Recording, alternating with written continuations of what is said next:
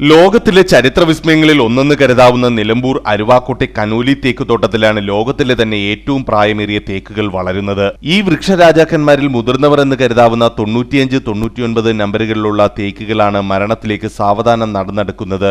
165 വർഷത്തോളം പഴക്കമുള്ള ഈ വൃക്ഷശ്രേഷ്ഠന്മാർക്ക് ഉചിതമായ യാത്രയയപ്പ് നൽകാനാണ് വനംവകുപ്പിന്റെ തീരുമാനം. നമ്മുടെ കൺമുമ്പിൽ അത് അന്ധവിശ്വാസം വലിക്കാൻ അവിടെ തീർച്ചയായിട്ടും നമ്മൾക്ക് ഈ പ്രകൃതിയിലത്തെ നമ്മളുടെ ഉദയം, അത് കഴിഞ്ഞ് ജീവിതം, അത് കഴിഞ്ഞിട്ട് അന്ത്യം എന്ന് പറയുന്നതിനെ സംബന്ധിച്ചുള്ള അല്പം ആ തത്വചിന്താപരമായിട്ടാണെങ്കിലും കാണാം. അവിടെ വെച്ച് നമ്മൾക്ക് അതിൻ്റെ ഒരു മാനസികമായിട്ടുള്ള പ്രേരകം അവിടെ ഒരു ഇതുണ്ടാക്കിയിട്ട് ഈ മരമുത്തശ്ശൻ്റെ ആത്മാവിന് വേണ്ടി പ്രാർത്ഥിക്കുന്നത് നമ്മൾ ഒരു വേദി ഒരുക്കുന്നുണ്ട്.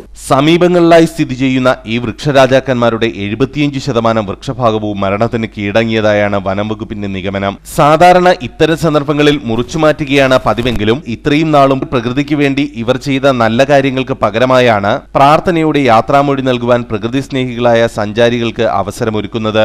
വനംവകുപ്പ് മരണം ഇന്നലെ ഔദ്യോഗികമായി സ്ഥിരീകരിച്ച് തുടർ നടപടികളിലേക്ക് കടന്നു. അടുത്ത ദിവസം തന്നെ ഈ വൃക്ഷങ്ങൾക്ക് വേണ്ടി പ്രാർത്ഥിക്കണമെന്ന് അഭ്യർത്ഥിച്ചുകൊണ്ടുള്ള ബോർഡ് ഇവിടെ ഉയരും. അനിവാര്യമായ വിധിയെ ഏറ്റുവാങ്ങാൻ കാത്തുനിൽക്കുന്ന ഈ മരങ്ങൾ ഇപ്പോഴും ശ്രദ്ധേയമാകുന്നത് ഗതകാല പ്രൗഢിയിൽ അവ ശിരസ്സുയർത്തി നിൽക്കുന്നു എന്നത് തന്നെയാണ്. നിലമ്പൂരിലെ കനോലി പ്ലോട്ടിൽ നിന്നും ക്യാമറമാൻ മുഹമ്മദ് അലിക്കൊപ്പം ആർ രാധാകൃഷ്ണൻ, ജയ്ഹിന്ദ് ന്യൂസ്.